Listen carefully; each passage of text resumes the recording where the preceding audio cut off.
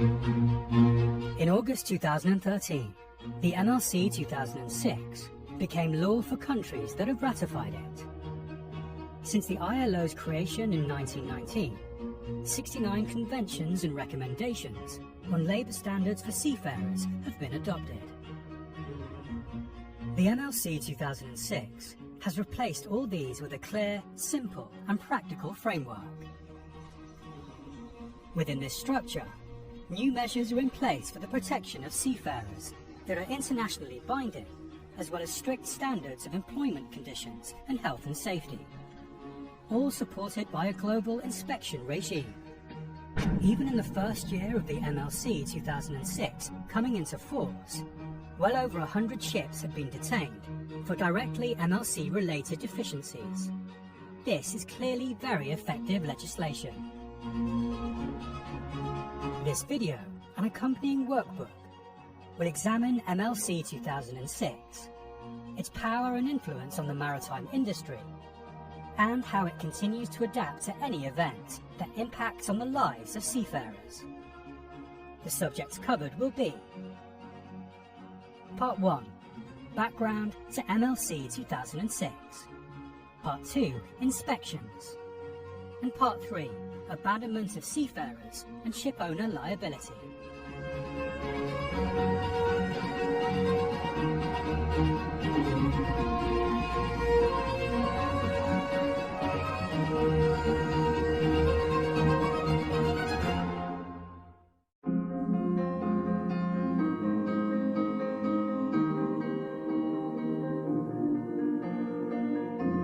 One of the issues that we were worried about, of course, was whether the convention would actually have teeth.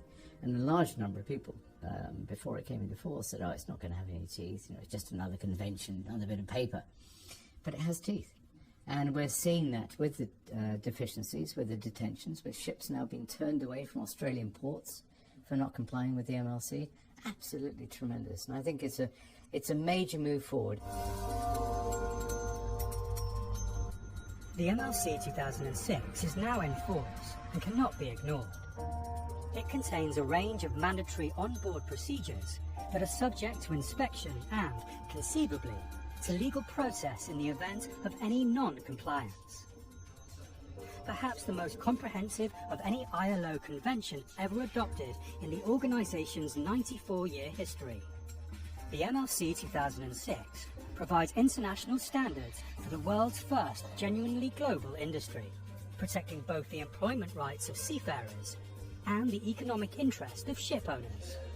But such an important and lengthy piece of legislation cannot be locked in stone, and the MLC 2006 has built in a unique amendment process, designed to allow the convention to respond and adapt, reflecting the changing nature of the maritime industry.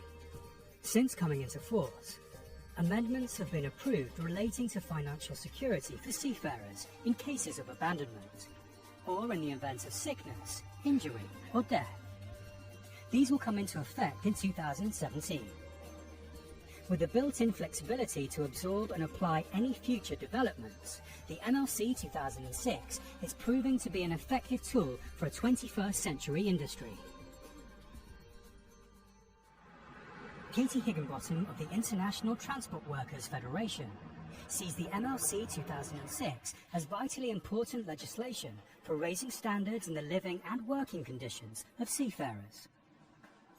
I think that the MLC has been very significant in ensuring seafarers' rights.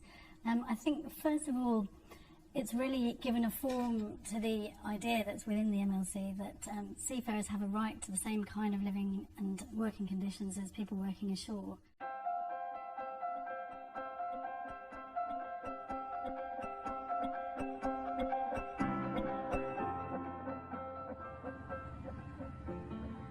Before the MLC 2006, it was often difficult for individual port states to take action against vessels where seafarer employment rights, safety and security were lacking. But now the MLC has a compliance system in place that's internationally recognised. Based on a flag state ship inspection and verification system, it gives port state inspectors in countries which have ratified the convention the power to detain vessels if found in serious or repeated breaches of regulations. MLC 2006 requires that a maritime labour certificate and declaration of maritime labour compliance is carried by all ships of 500 gross tonnage or over engaged in international voyages, and 500 gross tonnage or over flying the flag of a member and operating from a port or between ports in another country.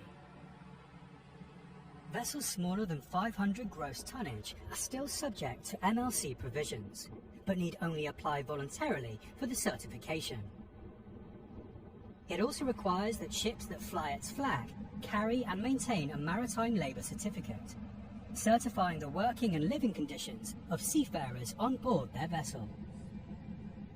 Under the MLC 2006, Regulation 5.2, if an inspection by port or flag state officer finds, for example, that conditions on board a vessel are clearly hazardous to health and safety, that the required maritime labour certificate and the declaration of maritime labour compliance are not produced, have been falsely maintained, or that there has been a report of non-conformity, then the inspector shall take steps to ensure that the ship is detained until any non-conformities have been rectified. Recent results have been striking. During the first month alone since coming into force in August 2013, European, Baltic and Canadian authorities detained 7 ships for MLC-related deficiencies, while by the end of the first year, 113 ships have been detained for MLC-related deficiencies. The majority of deficiencies were related to payment of wages and hours of work and rest. Clearly, the inspection process is effective in improving living standards for seafarers. But what penalties are available for persistent non-compliance? Up until now, the penalties for non-compliance have been hard to define internationally. However, with the adoption of the MLC 2006, the regional port state authorities of Europe, Asia, Africa and the Americas have widened the banning for multiple detentions from certain ship types to all ship types, and extended the flag from the blacklisted to include also the grey-listed. Essentially, there is a 4 strikes and you're out system in place, where if a vessel receives 3 detentions within a set period from the first detention, then they could be banned. Grey-listed vessels have a 24-month period, where detentions count against them, while blacklisted vessels have a longer 36-month period of scrutiny. The MLC is certainly weeding out substandard operator. It's created a standard below which these operators can't go. And I think what it's doing is it's really stopping a lot of these substandard operators from being able to treat their crews to standards which are less than those in the convention. Yes, I do. I do think the inspection regime is more effective under the MLC. Obviously, I'm working a lot with our ITF inspectors, and they themselves are working together with Port State Control a lot more collaboratively, which I think is very helpful. The MLC 2006 is international. Far from Europe, in January 2015, AMSA, the Australian Maritime Safety Authority, banned a vessel for 3 months after having detained it 5 times in 3 years for failure to comply with the MLC. All ships operated by their owner will now be subject to rigorous inspections at every port in Australian waters. And there is no ignoring the authorities. Any vessel that fails to abide by the agreed corrective action, or worse still, jumps detention, will face an automatic ban. So proof, if you need it, that the MLC 2006 has provided port state authorities with the means to effectively improve standards. So we know that inspection is effective, but what does the process involve? Firstly, an inspector must have a good knowledge and experience of life on board. By the time the inspector has climbed the gangway, they may already have a pretty good idea of whether it's a good or bad ship. They'll make an assessment of things such as the seafarer working and living conditions on board as described in the Declaration of Maritime Labour Compliance, DMLC Part 2. Galleys and accommodation, crew familiarisation and training, working in enclosed spaces. These are just some examples. Any inspection is a sampling process, and inspectors use their professional judgment and expertise when determining the depth of inspection for each requirement subject to inspection under the MLC 2006. A vital part of the inspection process is certification. The Declaration of Maritime Labour Compliance, DMLC Parts 1 and 2, outlines what the ship owner needs to do to meet the national requirements. The 14 items listed in Appendix A5.1 are: minimum age of seafarer, their medical certification, the qualifications of seafarers, employment agreements, use of any licensed or certified or regulated private recruitment and placement service, hours of work and rest, manning levels for the ship, accommodation, on-board recreational facilities, food and catering, health and safety and accident prevention, on-board medical care, on-board complaint procedures, and payment of wages. From January 2017, a further 2 items will become national requirements. Regulation 2.5, financial security for repatriation of abandoned seafarers, and Regulation 4.2, ship owners' liability, guaranteeing financial security for seafarers in the event of illness, injury, or death.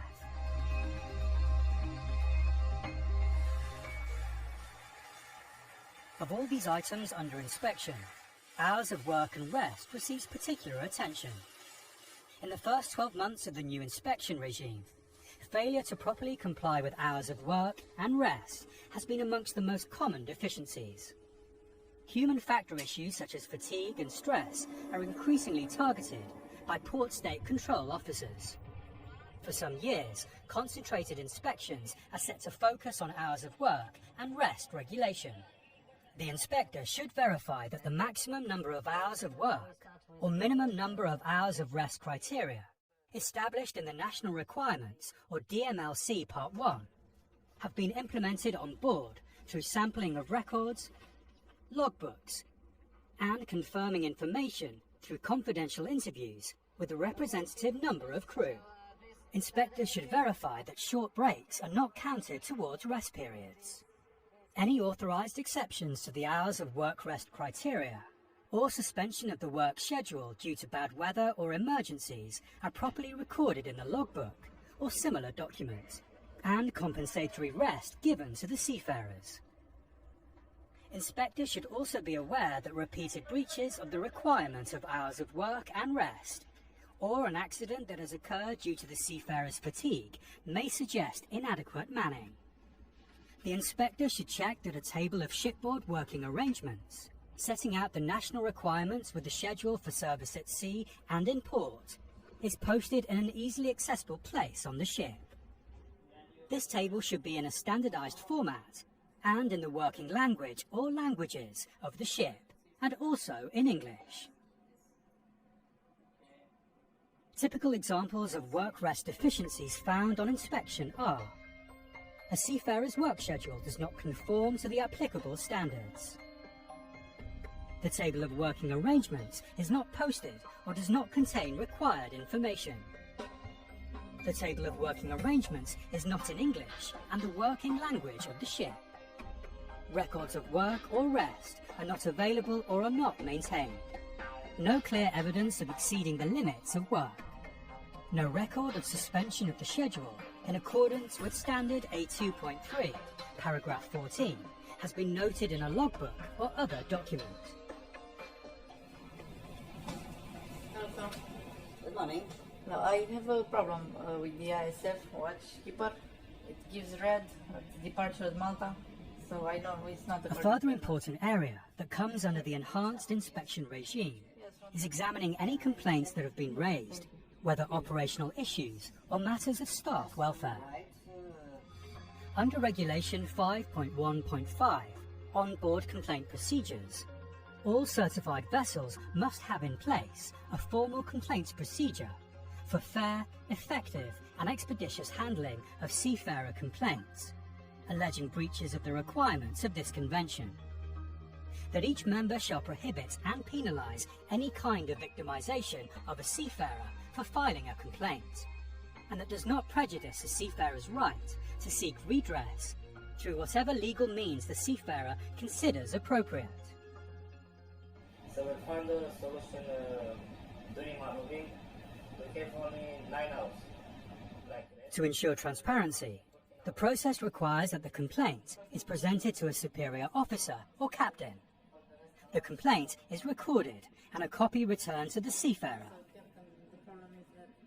It is in everyone's interest to resolve the matter in-house, but if it's not possible to reach a satisfactory solution on board, the complaint will be forwarded on to the Port State Authority or ship owner ashore. Once a resolution is found, the case will be closed, and the recorded copy provided to the seafarer.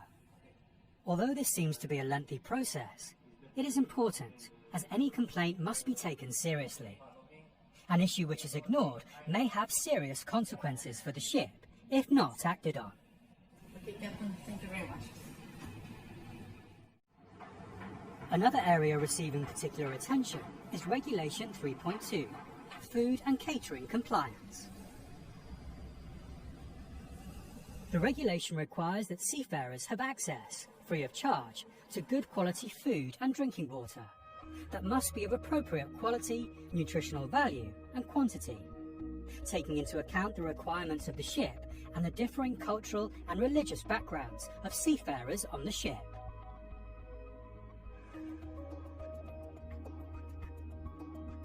Inspectors will wish to satisfy themselves that water quality meets the requirements of the Convention. All records of where and when water was obtained must be accurate and available for immediate inspection. An inspection deficiency would be where food and drinking water are not of appropriate quality, nutritional value and quantity for the seafarers on the ship. Generally, drinking water is supplied from the vessel's own purification plant. This plant will be subject to regular inspection and sample testing.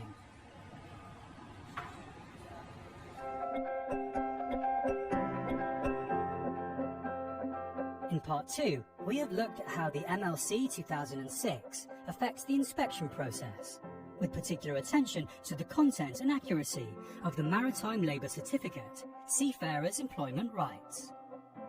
We've seen how the detention regime has been strengthened, work and rest hours coming under tougher scrutiny, the complaints procedure, how catering and drinking water regulations are being followed.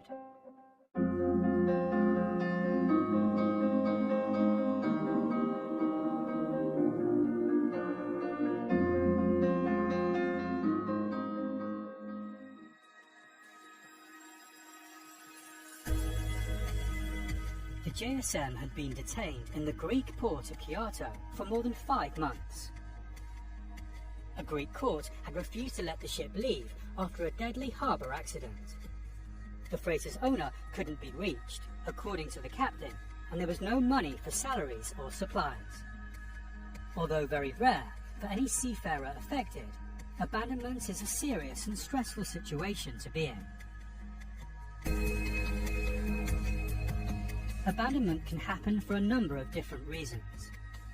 It can be an economic decision by a ship owner facing bankruptcy, or the arrest of its vessel by creditors. In many cases, vessels are simply abandoned after they are detained by Port State Control inspectors as unseaworthy. Whatever the circumstances, abandoned seafarers may be working and living on board ships without pay, often for several months, lacking food and water supplies, medical care, or any means to return home. As of March 2014, the ILO's Abandonment of Seafarers database listed 159 abandoned merchant ships, some dating back to 2006, with abandonment cases still unresolved. something clearly needed to be done. On the 11th of April 2014, governments, maritime employer representatives, the International Shipping Federation (ISF), and their counterparts from the International Transport Workers Federation (ITF) gathered at the International Labour Organization in Geneva for the first meeting of the Special Tripartite Committee established under the Maritime Labour Convention 2006. During the meeting, agreement was reached for the amendments to the Convention, Regulations 2.5 and 4.2. Regulation 2.5, Repatriation, which specifies that each member shall require ships that fly its flag to provide financial security to ensure that seafarers are duly repatriated in accordance with the Code. Regulation 4.2, Shipowner Liability, that ensure that seafarers are protected from the financial consequences of sickness, injury, death or long-term disability occurring in connection with their employment. Although approved in April 2014 at the Geneva Special Tripartite Meeting, these regulations don't come into force until January 2017. This will allow time for all ratifying countries to have in force their own national provisions to ensure compliance with these amendments. Some flag states may choose to implement these measures earlier if they wish. In both cases, ships must carry certificates on board, posted in a prominent place, providing details of how the financial security system works and the areas covered by port and flag state inspections. Made under Article 7 between meetings of the committee. I don't think we need to Arthur Bowring, as Vice Chairman of the first Special Tripartite Meeting in April 2014, oversaw an important amendment to the MLC, strengthening the existing protection for abandoned seafarers. What we did with the abandonment is actually adopt a lot of what was already in there. We created an amendment to that particular code. So we kept the repatriation in there, but we brought in stricter financial security requirements. We defined financial security in a much more obvious way within the convention, so that it could be recognised much better by flag state and port state inspectors. Ship owners have a responsibility for seafarers under their contractual employment arrangements, and the problems created when the seafarers are abandoned needed specific legislative measures.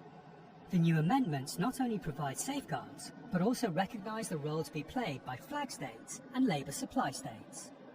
It's very helpful that the MLC is really clear. Wages have to be paid at least monthly and in full. And we're seeing now that Port State Control have in fact detained vessels through non-payment of wages.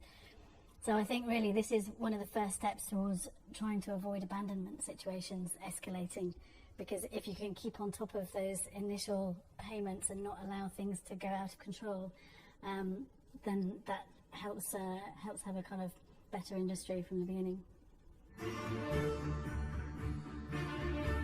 In Part 3, we have looked at the causes of abandonment and the Special Tripartite Meeting in 2014 that introduced Amendments 2.5 and 4.2 that provide financial security and repatriation for stranded seafarers.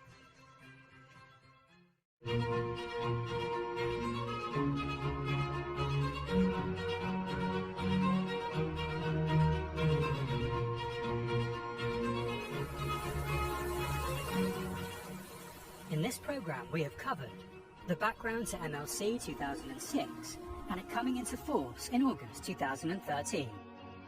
We looked at inspection and auditing, made stronger by the legislation, the process and the cost of non-compliance. Ending with the important issue of seafarer abandonment and the new amendment to the MLC 2006 to provide security and support to those affected. The MLC 2006 has been many years in the making and continues to adapt to all the challenges the maritime industry faces. It sets out the rules for making seafaring a safer and more rewarding profession. It remains in everyone's interest to see that it works now and well into the future.